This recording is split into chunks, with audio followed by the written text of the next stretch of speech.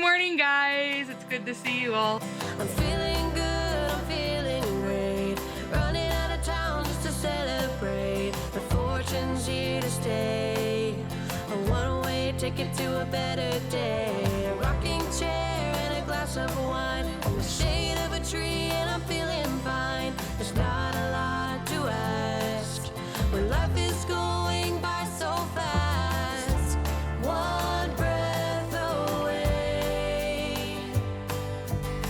So we literally have no idea where we are. We are on our way to the highest point in Missouri. Because we haven't had enough of the mountains. So we thought we'd go back. This mountain range is actually older than the Appalachians. It's from the Proterozoic age or something. I don't know. Here we go. And here we go. The Ozark Howler legend has been passed down for generations by locals who've heard things that they cannot describe. It's about the size of a bear with a thick body, stocky legs, and black shaggy hair, and it has prominent horns. Most agree that it's either black or dark in color. Its cry is often described as being a combination of a wolf's howl and an elk's bugle. Skeptics claim that it's just eastern cougar or a black bear of some kind. Sightings have been officially recorded since the 50s, though many Ozark families can pass on stories of how their parents and their grandparents and great-grandparents experienced the chill of seeing the Ozark Howler. One of the most common descriptions of the sound of the howl is like the screams of a woman, and those who've heard the screams pierce the night never forget the chill that ran up and down their spine and the feeling of dread that washed over them. And some people see the connection between the mythologies that came here with the settlers and the ancient stories of Native Americans who inhabited the region. Natives told stories of a saber-toothed tiger that used to roam the land, though they've been gone for thousands of years. Combining the stories of the tigers and the settlers' tales of otherworldly creatures that scream and carry off souls of the dead may have resulted in the Ozark Howler. Take heed where you ramble,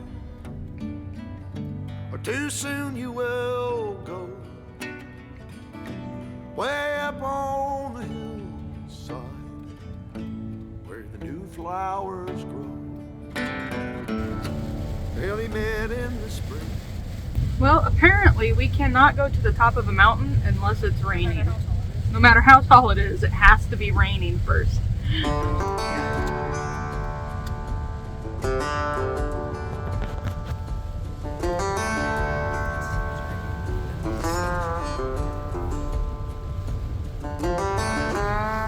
Missouri mountains.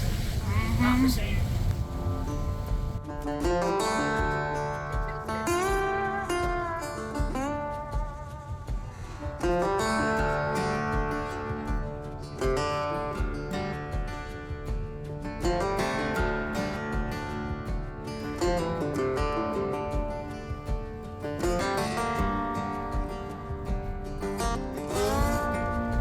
Now we are on a wet gravel road headed up the mountain.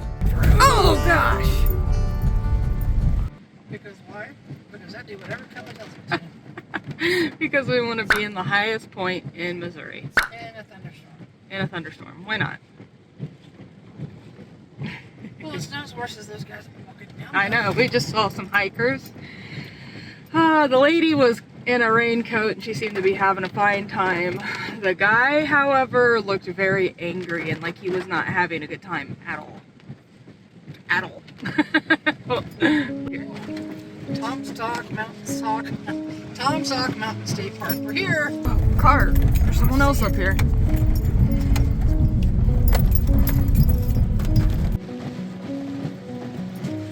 Campground Overlook Trailhead. Going up there and then overlooking the rain. Ow. Ow. You can't see much from the top of the mountain because there's this huge forest in the way.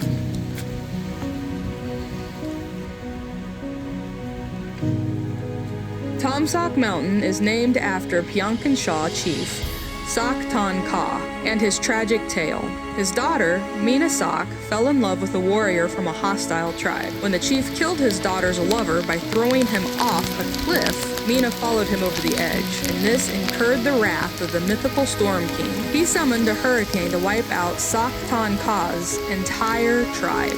Then a lightning bolt struck the ground and caused a waterfall to appear, wiping away the blood of the lovers.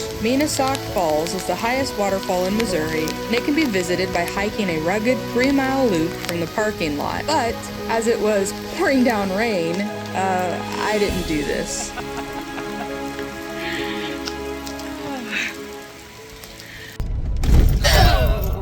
Alright, we just picked up some hikers and we're taking them down to Casey's here in Ironton. So it's kind of fun. It's not Appalachian Trail magic, but hey, it's still something.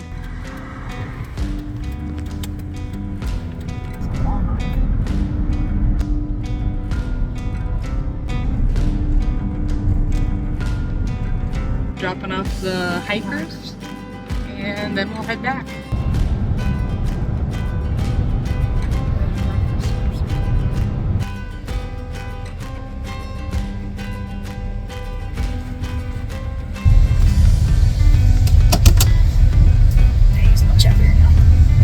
Okay, so we dropped them at Dollar General. They're gonna catch a train and head wherever it is they're going, and that was really cool. I'm glad we did that. How about you?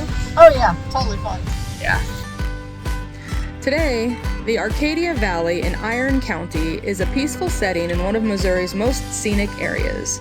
But in September of 1864, the valley was the scene of one of the largest and most hard-fought battles waged on the state's soil, the Battle of Pilot Knob. During the battle, Confederate Major General Sterling Price led an army of 8,000 men against the Union post of Fort Davidson at Pilot Knob.